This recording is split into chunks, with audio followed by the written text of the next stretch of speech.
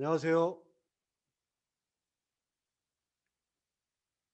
오늘은 중국이 주장하는 김치에 대해서 알아보겠습니다. 정말 해도 해도 너무한다는 생각이 들어서 중국의 만행을 조금 샅샅이 이렇게 파헤쳐 보려고 합니다. 시청자 여러분, 혹시 동북공정이라고 들어보셨나요? 동북 병강 역사 여현상계 연구 공정의 줄임말이 동북공정입니다. 뭐가 이렇게 긴지 모르겠어요. 20년 전인 2002년도 동북 삼성, 랴오닝성, 길림성, 흑룡강성 일대에 바로 만주 지역이었죠. 고구려의 통치 영역이기도 했습니다. 동북 삼성 지역의 역사, 지리, 문화를 모두 이를 연구해서 중국의 역사로 편입하고자 하는 그러한 공정 작업이었습니다. 근데 불행하게도 이러한 작업이 거기서 끝난 게 아니라 지금까지도 계속 이루어지고 있다는 거죠. 우리의 역사 왜곡은 중국의 억지 주장에 비하면 일본이 주장한 왜곡 부분은 세 발의 피라고 할 수가 있습니다. 그러면 이런 중국이 주장하는 동북공정과 김치공정에 대해서 자세히 알아보도록 하겠습니다. 1990년도 한중 수교가 맺어졌습니다. 그 이후에 95년도 중국에서는 삼조상묘다에서 기구원을 세우기도 했죠. 이곳에 치우천왕을 자기네 조상으로 그렇게 편입했습니다. 그 5년 후에 2001년도 북한에서는 고구려 고분군을 유네스코에 등재하려고 신청을 했습니다. 그런데 중국에서 강력 저지 반대함으로써 실패했죠. 그 다음에부터 중국에서는 바로 중국의 북경 사회과학연구소가 주관이 돼가지고 5년 계획에서 장장 3억 원의 자금을 투입해서 동북공정을 하기 시작합니다. 지금까지 이루어지고 있는 거죠. 2006년도에는 그 백두산 공정이라고 해가지고 아리랑과 김치, 우리의 한복까지도 자기네 문화로 편입시키려고 했었고요. 2013년도에는 제3차 동북공정이라고 해가지고 만리장성을 5만리로 늘려가지고 이 동북아 역사 전체를 자기네 역사로 그렇게 편입시켜 놨습니다. 그런데 말이죠. 작년 11월 29일 날은 바로 중국의 김치 공정이라 해가지고 파오차이 제조법을 ISO의 중국 김치 제조의 표준안으로 그렇게 등재를 했습니다. 물론 중국도 잘못됐지만 ISO에도 뭔가 잘못 생각을 했던 것 같습니다. 세계가 주목하는 이 김치에 대해서 좀 더 상세히 알아보도록 하겠습니다. 인도의 음식 하면 카레 바로 상상이 되시죠? 러시아 하면 보드카입니다. 대한민국 하면 김치죠. 요즘엔 한류 문화가 떠가지고 다양한 한류 문화가 대세화되고 있습니다. 그래서 이에 못지않게 김치가 얼마나 세계인의 관심을 끌고 있는지 한번 살펴보겠습니다. 2001년도에는 국제 규격 식품으로 그렇게 공인되었고요. 2006년도에는 미국의 건강 잡지 헬스에서 5대 건강식품으로 그렇게 등록이 됐습니다. 8년도에는 러시아의 의생물학 연구소에서 우주 조종사들을 위한 10종의 건강식품이 한국의 김치가 당당히 등록되기도 했었고요. 선정됐죠. 13년도에는 타임지가 선정한 세계 건강식품 탑10으로 당당히 선정되기도 했습니다. 그런데 갑자기 작년 11월 29일 날 앞서 얘기했듯이 김치 제조 방식을 ISO의 중국의 파오차이로 표준화로 등록했습니다. 동북공정에 이어서 김치 공정까지 이렇게 벌이는 그 저희가 무엇일까요? 그들이 주장하는 내용은 무엇인지 한번 알아보겠습니다. 김치는 중국의 파오차이에서 파생되었다고 주장합니다. 여러분들이 어떻게 생각하십니까? 저는 이 말을 듣는 순간 미치고 팔짝 뛸 뻔했습니다. 그렇지 않아도 작년 내내 코로나로 인해 가지고 힘든 생활을 했었고 경제도 침체되고 생활도 너무 어려웠던 이 시점에 또다시 중국은 김치를 자기네 거라고 주장을 하고 있습니다. 중국의 파오차이는 소금에 절인 채소를 발효시켜서 그 식품, 끓인 식품이고, 이 끓인 물에 발효를 한 습찬 지역의 염장 채소를 파오차이라고 합니다. 우리의 김치와는 천이하게 다른 그런 모습을 보이고 있는데도 말이죠. 어찌 보면 이 파오차이는 피클과 유사하다라고 볼 수도 있습니다.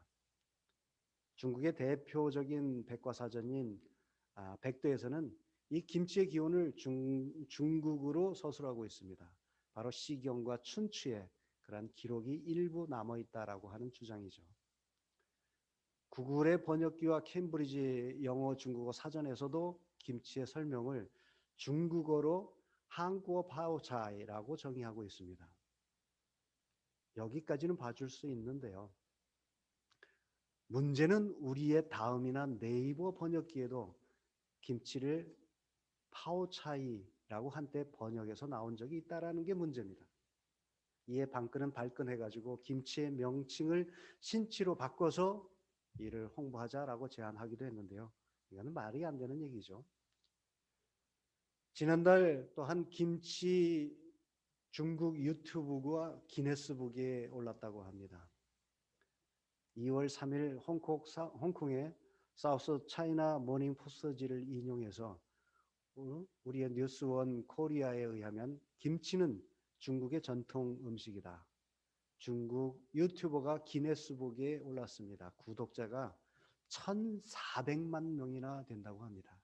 이거는 개인 유튜버가 그냥 돼서 유튜브에 올렸다고 해서 아무리 좋다고 해도 이렇게 올라갈 수 없는 숫자입니다. 대대적으로 인해 전술을 써서 이렇게 집중하지 않으면 될 수 없는 수치이기도 하죠. 또한 유튜브에 배추로 김장하는 그런 모습을 영상으로 찍어서 올리기도 하고 김치찌개를 끓여서 먹는 영상을 올려서 중국 전통 요리다라고 해시태그까지 달아서 논란이 더 심화되고 있습니다. 그런데 말입니다.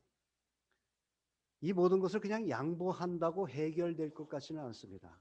벌써 20년 동안 동북공정을 이렇게 진행을 해오면서 고구려와 고구려 이전의 단군 조선의 이전의 역사를 전부 중국의 역사로 편입시켰고 중국의 역사다라고 중국인들한테 가르치고 있다는 것이죠.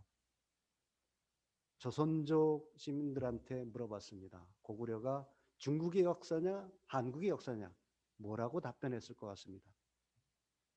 중국의 역사라고 얘기를 합니다. 그렇게 배웠다는 거죠. 당시의 활동 부대인 요동과 만주 일대 영토를 무조건 자기네 영토고 더 나아가 유적을 넘어서 우리의 식생활 문화까지 이제는 중국의 역사로 편입시키고 있습니다. 중국에는요 300년 이상 존재했던 나라가 없습니다. 이런 나라에서 글자를 만들고 문화를 꽃피우고 철학을 세운다는 것은 과연 가능할지 모르겠습니다. 그러나 우리나라는 최저 500년 길게는 1000년, 2000년까지 가는 그러한 나라들이 존재했었습니다. 이에 중국의 김치 공정에 발끈해가지고 서경덕 교수는 곧바로 코리아타임즈에다 광고를 실었습니다. 김치는 한국인의 김치다 라고 당당하게 이렇게 실었죠. 이런 사람이 바로 깨어있는 사람이고 진정한 애국자고 리더가 아닌가 생각이 됩니다. 한국의 김치를 음식을 한식이라고 합니다. 우리의 음식에 대해서 일본의 영양학자인 마쿠치 히데오 교수는 밥과 된장찌개, 김치는 하늘이 내린 자연 건강식이라고 극찬을 하고 있습니다. 우리는 밥 먹는다고 하지 김치 먹자고 하지는 않습니다. 그럼에도 불구하고 이 김치의 유명세는 정말이지 대단합니다. 우리 밥상의 주인공 김치에 대해서 좀 더 상세하게 살펴보도록 하겠습니다.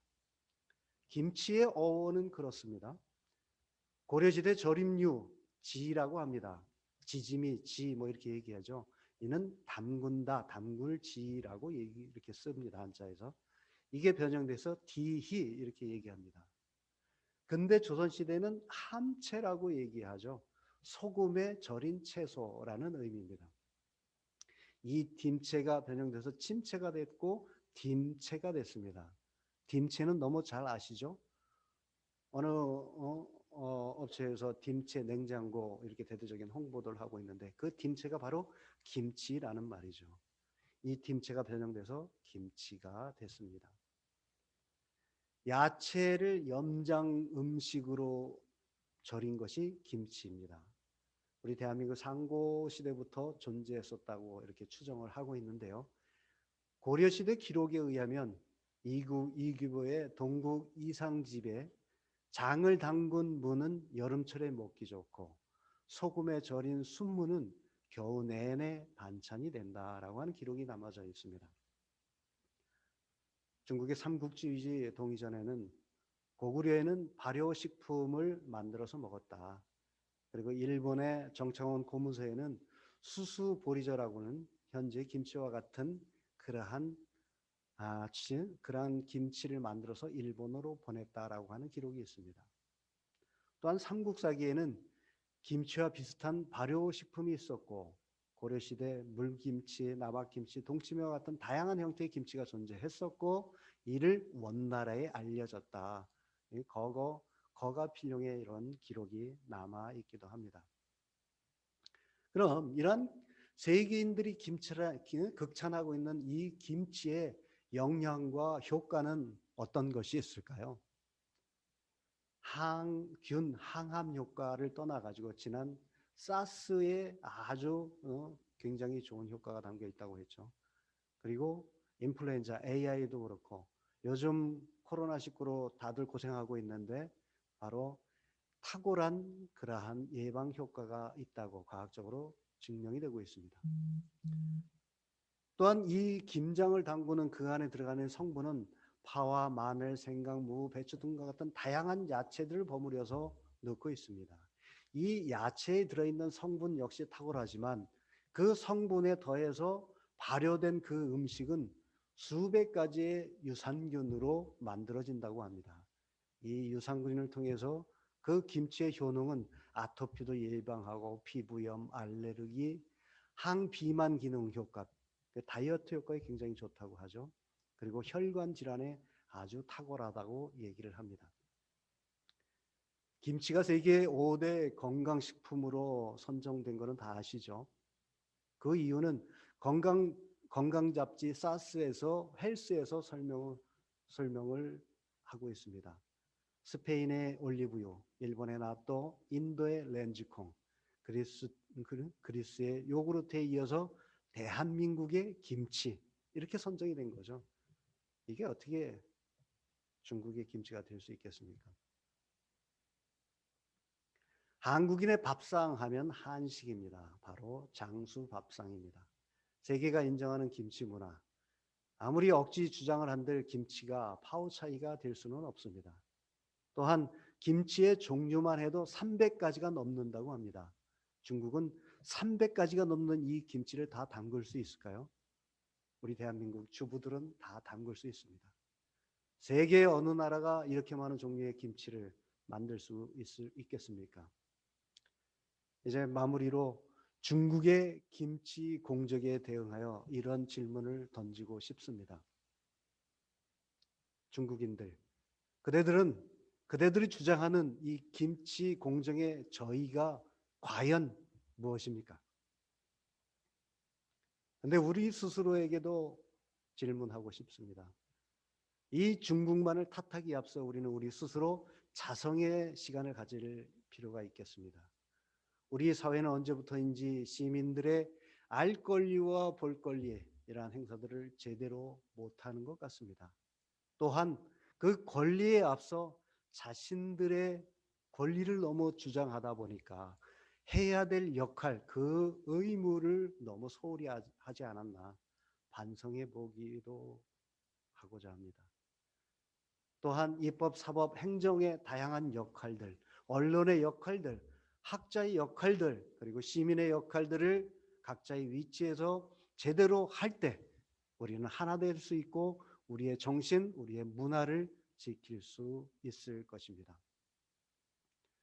근대 조선시대 중국의 4대 해야만 했던 그 피해의식이 지금도 남아있지 않나 생각이 됩니다.